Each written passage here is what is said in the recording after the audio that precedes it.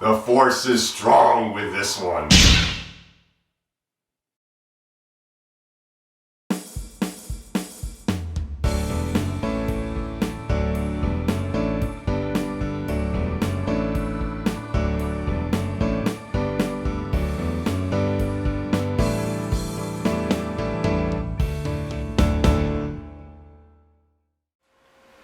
Star Wars Episode 7, The Force Awakens, directed by J.J. Abrams. Or Jedi Knight J.J. Abrams. And this movie was awesome. I love this movie. Let's talk about the plot of this film. So, Poe Dameron, played by Oscar Isaac, is the new hotshot pilot of the Resistance, the new rebellion in this movie. And they're fighting against an evil army that's come out of the ashes of the fallen empire, the First Order, which is trying to take over the Star Wars galaxy.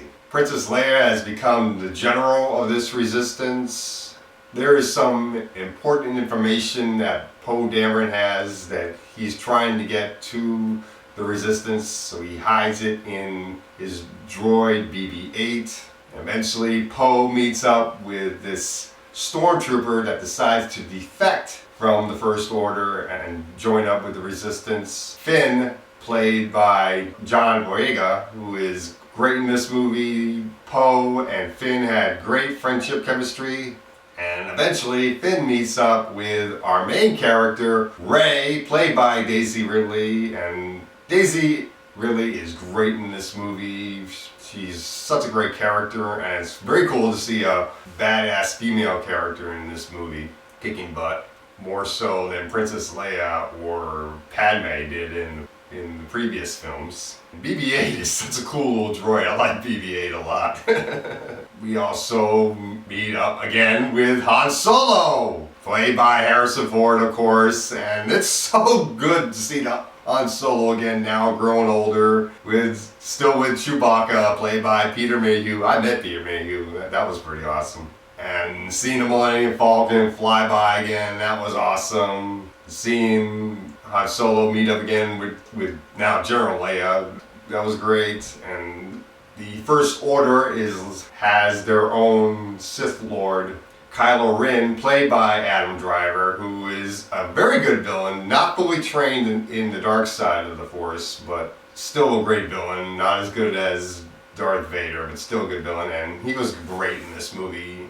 We do have an Emperor-like character, Supreme Leader Snoke, who we only see as a hologram in this movie, played by Andy Serkis, who is pretty good in this movie, although he stands out a little bit among the practical effects when you see him.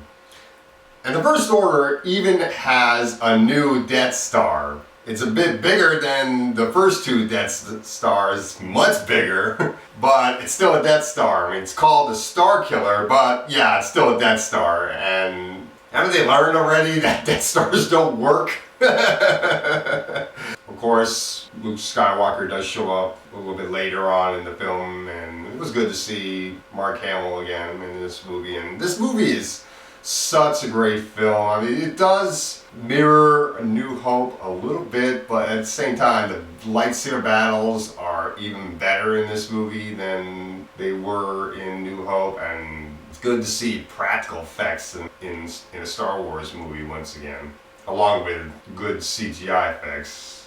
There were a couple of CGI effects that were not done well, like the effect on Supreme Leader Snoke and Maz Kanata, the alien with the big eyes. I kind of felt that if they used a puppet like they did with Yoda in Empire Strikes Back and a little bit of Return to Jedi, that character might have looked a little bit better, more real. But this was such a good movie, and it was so great to see other characters return as well as some new characters. Great to see C-3PO back again, played by Anthony Daniels. Great to see R2-D2 back again. Great to see some new characters, like Carrie Fisher's own real daughter shows up in this movie for a little while.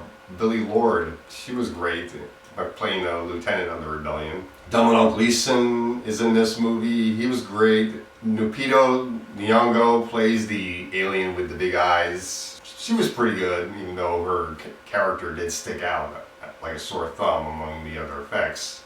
This was just such a good movie. I really did like this movie, and it was just so good being in Star Wars again, hearing the John Williams score, seeing the Star Wars crawl once again, and just being immersed in this universe once again. Captain Phasma was pretty good in the movie, although maybe they could have used a little bit more of her character, but I am sure that we will see more of her in Episode 8 and Episode 9. Simon Pegg is in this movie playing an alien, the alien that Rey is buying some stuff from on Jakku. Max von Sydow shows up in this movie for a little while. He's not in there for that long, though.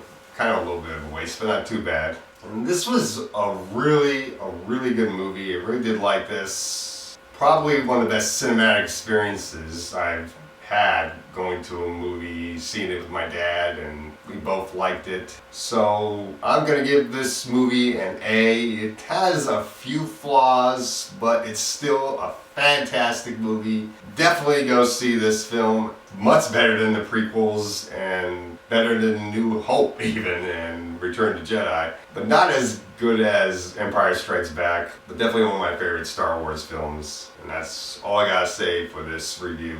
We'll do a spoiler review a little bit later on though.